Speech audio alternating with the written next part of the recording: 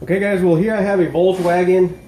It's a O2E. It's a DSG transmission.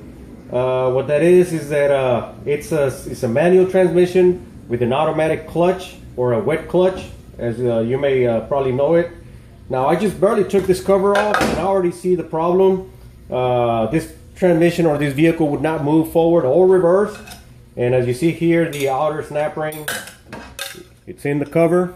So let's go ahead and find out and see what else, not what else, but let's go ahead and see the condition of this clutch pack or this. You have two clutches here. You have one for the input shaft 1 and one for the input shaft 2. It has two input shafts. One is hollow and one is solid. In order for it to be, kind of make it shift automatically. Now there is a snap ring here, and if you can see here a white mark, it has already been worked on.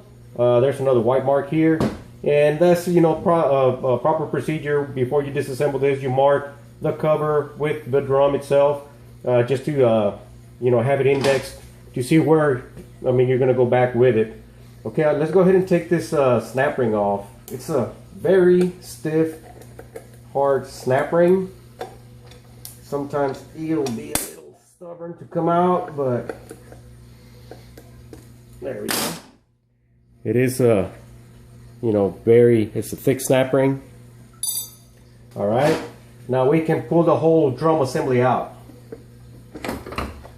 Here we have the whole drum assembly. Let's go ahead and put that to the side. So here we have input shaft number 1, and here you have input shaft 2 or A or B, and this right here, this is the pump shaft.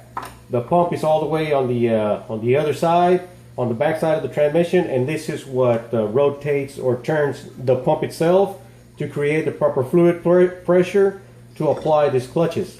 Now you have two hubs here. You have a clutch pack out here, and it's probably I'm gonna have trouble probably getting it out because this drum is so damaged that this cover here was actually rotating on it. We take one hub off, and you see another set of clutches here.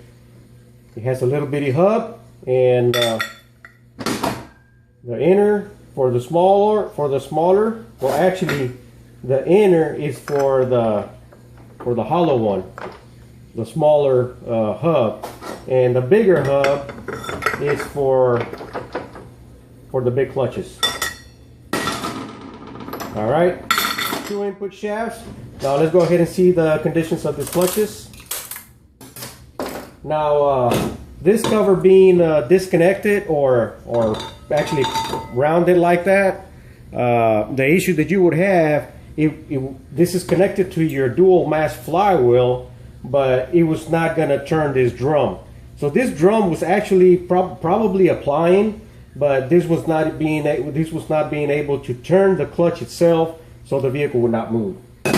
All right, well, let's go ahead and take this other snap ring off. So now we have both snap rings for both clutch packs off, and we look at the condition of the frictions, and the frictions look like a normal automatic transmission clutch, and they are directional. As you see here that the grain goes to the left. If you see them, they are directional. So this is one clutch pack, and now we have the other clutch pack here, which it actually came out pretty good. I thought I was going to have more problem getting it out by the way this drum is damaged all the way around.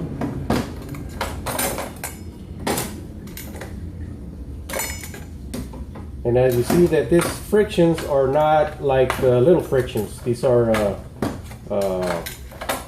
wafer frictions. They're squared, but they do have a little bit some direction going to it.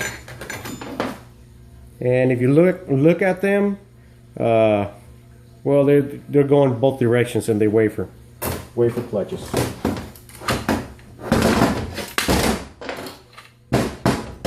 So this is basically what's wrong with this unit. I don't believe there's anything wrong with the synchronizers inside. It does have synchronizers just like a regular manual transmission does. Supposedly just quit going. And of course, I mean, what we see here, it's a sudden no movement condition. The way this thing looks, it was making noise, and the noise was this cover here just rotating.